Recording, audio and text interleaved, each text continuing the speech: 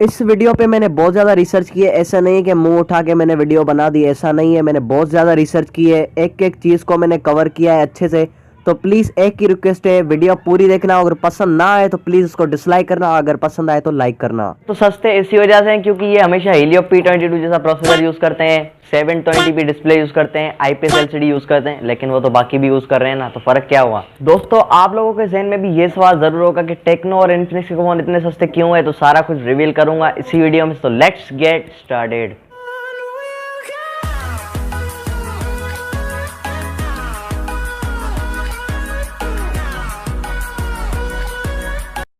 Add का मतलब है दूसरे बंदे एक ऐप को प्रमोट करें, बेसिकली एडवर्टाइज करें। जैसे मैंने कोई सॉफ्टवेयर बनाई, कोई वेबसाइट बनाई, कुछ भी बनाया, लोग उसको प्रमोट करें, अपनी वीडियो में नाम लें या बोलें कि इनको जाके बाय करो, ये अच्छी चीज़ है, उसको कहते हैं एडवर्टाइजमेंट। 720p डिस्प्ले यूज करते हैं, IPS LCD यूज करते हैं, लेकिन वो तो बाकी भी यूज कर रहे हैं ना, तो फर्क क्या हुआ।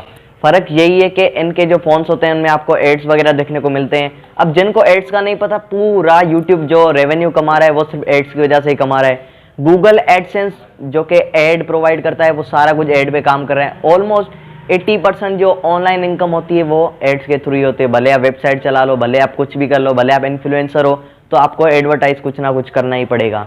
तो एड्स के थ्रू ये लोग बहुत ज़्यादा कमा रहे हैं। जैसे कि सपोज करो मैं एक गेम डेवलपर हूँ, मैंने एक गेम बनाई, ओके, तो अगर मैं इन्फिनिक्स वालों को पैसे दूंगा तो वो प्री इंस्टॉल्ड ये एप्लीकेशन कर देंगे जो कि मैंने बिल्ड की है। तो यही मैं कहूँगा कि ads is the best way to earn revenue. और ये बात गलत नहीं है, आप डिसेबल कर सकते हो, इतनी बुरी बात नहीं है। इन्फिनिक्स के फ़ोन लेना बुरी बात बिल्कुल भी नहीं है, ना ही टेक्नो के लेना बुरी बात है। बस आप उनको अनइंस्टॉल कर देना, और हो सकता है कुछ जो एप्लीकेशन होती है वो डेटा स्टोर करके, मतलब बाहर बेच के फिर भी पैसा रेवेन्यू जनरेट कर रहे होते हैं। तो दोस्तों डेटा स्टोर कर सकते हैं ये। सपोज करो इन्होंने डिफ़ॉल्ट एप्लीकेशन में कैमरास दे दी, सेटिंग्स दे दी, और जो बेसिक एप्लीकेशन होते हैं लाइक कैलकुलेटर, अगर कैलकुलेटर स्टोरेज में जाके कोई परमिशन अलाउ कर रहा है तो इसका मतलब ये कि कैलकुलेटर ऐप के पास डेटा सारी जा रही है। अब डेटा सारी जा रही है तो वो डेटा कहीं पर भेज भी सकते हैं, और वो डेटा बहुत ज़्यादा कीमती होती है। सपोज करो मेरा इंटरेस्ट है फ़ोन्स में, तो अगर मैं यूट्यूब खोलूंगा और उनके पास मेरी सारी डेटा है तो वो क्या करेंगे, मुझे स्मार्टफोन के एड्स दिखाएंगे।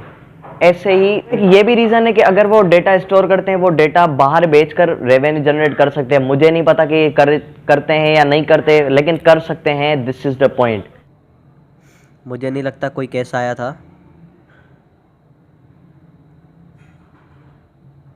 अच्छा, तो प्रो पाकिस्तानी पे कुछ है data about these phones. Pakistani hacker details how backdoors in Infinix phone send data back to China. आ गई ना बात यार। अब ये जो है डेट वो 2016 की है, ठीक है। हो सकता है अभी ये सुधर गए हो, लेकिन ये चीज़ हुई है। Last week we covered the news of Infinix phones are sending data back to China and now more has been revealed in this case. Discovery was made just recently by Ahmed Mehtab, a security researcher who works with InfoSec researcher to educate people in. तो एक pre installed app थी जिसका नाम था label font. अब जो है ना, मोस्ट ऑफ देम आप जो है ना अनइंस्टॉल कर सकते हो, लेकिन ये जो ऐप थी वो अनइंस्टॉल नहीं हो रही थी। और ये जो है ना एक शंघाई नाम से कंपनी ने बनाई थी जो कि चाइनीज़ थी। अब इस ऐप का काम क्या था, मोबाइल के फ़ॉन्ट चेंज करना, ठीक है। तो ये जो परमिशन मांग रहा था, आप लोग पढ़ सकते हो, सब परमिशन ये अलाउ कर रहा था और अपने सर्वर्स में भेज रहा था। रिसर्च की है, मुझे किसी ने बताई नहीं है। यहाँ पर आप लोग देख सकते हो कि क्या क्या है। इन्फिनिक्स हॉट फॉर एटसेट्रा बहुत ज़्यादा डेटा चोरी कर रहा है। तो ये चीज़ 2016 में आई थी, ठीक है। तो अब मुझे नहीं पता कि अब ये सॉल्व हो गई या नहीं हो गई, आई डोंट नो। नहीं, 2016 में मतलब इन पे केस हुआ था कि इन्होंने डेटा चोरी की है। अब ये सुधर गए या नहीं सुधरे मुझे नहीं पता, लेकिन ये चीज़ हुई थी, आपको ये बात माननी चाहिए, ठीक है। तो यही थी मेरी डिटेल्स। इनकी वजह से ही इनके फ़ोन सस्ते होते हैं, समझ रहे हो बात को।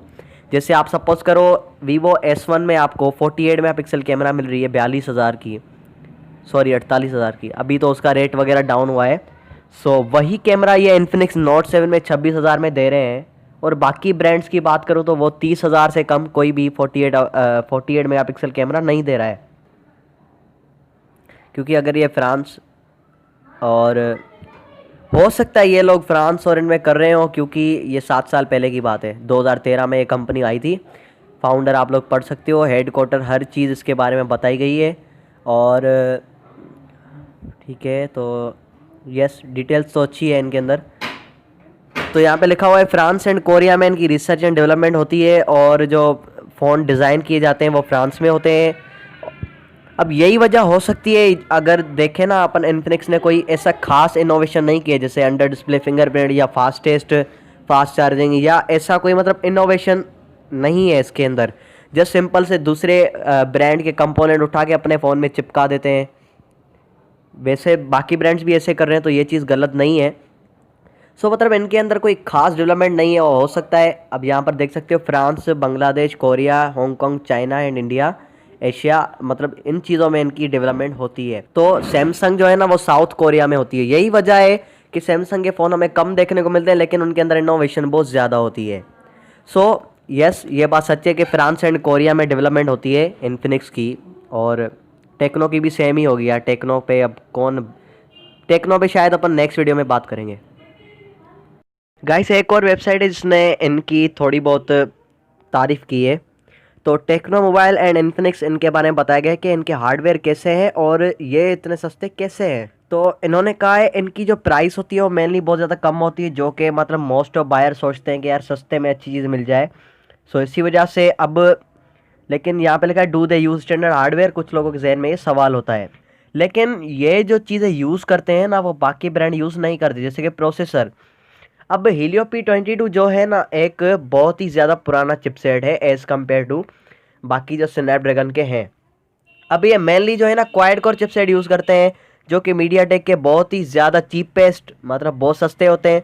लेकिन इनकी प्राइस बहुत ज़्यादा कम होती है तो हम लोग कंप्रोमाइज़ कर सकते हैं, लेकिन वो अच्छा प्रोसेसर इस प्राइस पॉइंट पे दे सकते हैं, लेकिन वो नहीं दे रहे। और जो दूसरी चीज़ है, ये यूज़ करते हैं eMMC, यहाँ पे क्लियरली लिखा हुआ है, आप लोग पढ़ सकते हो। स्टोरेज के दो टाइप होते हैं, एक UFS, दूसरी eMMC। तो हम लोग जो है ना कोई डेटा ट्रांसफ़र कर रहे हैं बिटवीन दो फोल्डर के बीच में, एक 50 MB की फाइल है, तो जो UFS 2.1 होती है वो जल्दी से ट्रांसफ़र कर देगी, जबकि eMMC जो है वो थोड़ा सा टाइम लेगी। और जो दूसरा फैक्ट है जो कि डिपेंड करता है, इनके फ़ोन में आपको LPDDR3 रैम आपको देखने को मिलती है, जबकि स्टैंडर्ड जो अभी मार्केट में चल रही है वो है LPDDR4X। तो इस यही भी कुछ वजह है कि ये जो है ना सस्ते फ़ोन में आपको 6 GB रैम देते हैं, लेकिन उसकी जो स्पीड होती है वो LPDDR3 होती है। तो इतना कुछ ज़्यादा डिफरेंस नहीं होता, लेकिन थोड़ा सा अगर LPDDR4X देंगे तो बहुत ज़्यादा अच्छा होगा। लेकिन फिर वही बात आ जाती है कि इनके फ़ोन सस्ते हैं तो इनको हम कंप्रोमाइज़ कर सकते हैं, क्योंकि एक तरफ आपको 4X मिल रही है और 32 GB मिल रही है, दूसरी तरफ आपको DDR3 में 64 GB मिल रही है, तो 64 GB ज़्यादा अच्छी रहेगी एज़ कम्पेयर टू। आपका क्या ओपिनियन है इसके बारे में, मुझे कमेंट्स में लाजमी बताना। कुछ लोग कहते हैं बस कैमरा चलने में अच्छी हो, यही वजह होती है कि इनकी जो कैमरास या कैमरा सेंट्रिक फ़ोन्स आते हैं उनमें ये चीज़ ये बताते ही नहीं कि कौन सा सेंसर लगा है। जैसे इन्होंने कहा है कि इन्फिनिक्स नोट 7 में 48 मेगापिक्सल का सेंसर है। अब इन्होंने ये नहीं बताया कि सोनी का सेंसर है, सैमसंग का है, कौन सा है, लेकिन ये क्या करते हैं, चीपेस्ट, यहाँ पे लिखा हुआ है पुअर लेंसेज, जिनका अपर्चर बहुत ज़्यादा स्मॉल होता है और हाई पिक्चर की क्वालिटी नहीं निकाल सकते। तो प्राइस कट कहाँ पे हो गई, रैम पे, ओके, दूसरी हो गई पुअर लेंसेज पे, तीसरी हो गई मीडियाटेक के इतने पुराने चिपसेट जो कि कोई कंपनी यूज़ नहीं करती, लेकिन कोई कोई यूज़, ओप्पो कभी कभी यूज़ करती है A1K में, मैंने देखा है, और कभी कभी सैमसंग भी यूज़ करती है A10 में, इसकी कोई नहीं है सीन।